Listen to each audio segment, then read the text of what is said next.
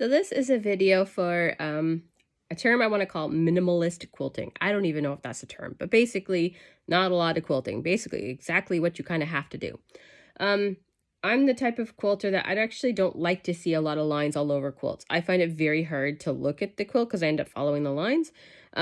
Also, I just find that, you lose the prints in the fabric. And I mean, I buy fabric because I love the prints, so I want to see the prints. But that's just my personal choice. So if you want to quilt all over your quilt, please do. Okay, please do.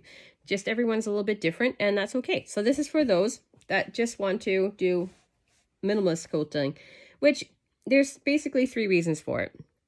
One, it's easy and can be done on a domestic home machine, very simply. 2, if you're making a no batting quilt, that's all you really have to do is minimalistic quilting. You don't have to do a lot of quilting, and actually the more quilting you do on a no batting quilt, the worse that quilt is actually going to be. Third is if you basically want to do half and half quilting, which is like half hand stitching and half machine. And that comes in handy when you do a lot of like big stitch, embroidery type thing, because you've already secured around areas, and then you don't need hoops and frames, and you can just go in afterwards and basically color it in or play with it. Okay, so this here is about a 4.5 inch block on this quilt here. They're all just these little stars, which makes it ideal for this type of quilting.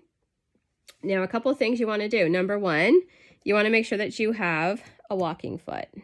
So a walking foot is basically going to be like having feed dogs on the top and the bottom. So you already have your feed dogs, and then this is like an extra set. So basically what it's going to do is walk on your fabric like this. And that creates nice, even stitching, especially when you're working with layers, okay? So make sure you do get one of those. Highly, highly, highly recommend. Number 2 is the batting. The batting is a big thing. So a lot of batting is, only stitchable. Basically, they recommend that you're going to stitch every 3 to 3.5 inches. Now, there is also batting out there that goes up to 9 inches. This here is a up to 9 inch stitching batting. This is by Pellon. It's an 80-20, which is 80 cotton, 20 polyester. And I like to do it because sometimes my blocks are even bigger than 4.5 inch. Now, if I had, I'd still want to stitch a little bit more in, honestly, than 9 inches, like even up to 8. But yeah, just make sure that you do read that, because you don't want the batting falling apart if you wash your quilt an awful lot. You just don't want to do that. So make sure you read your batting to make sure that your batting can go large spacing.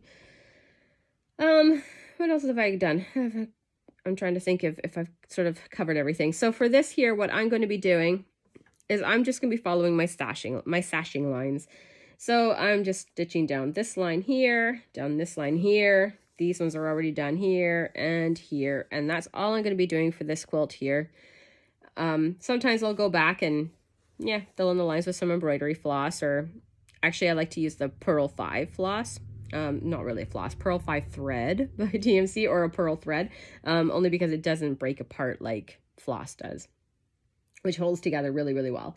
But there we go. So this is called minimalist quilting, which is, another version of quilting. Can be done on a regular machine because you're just going back and forth making lines.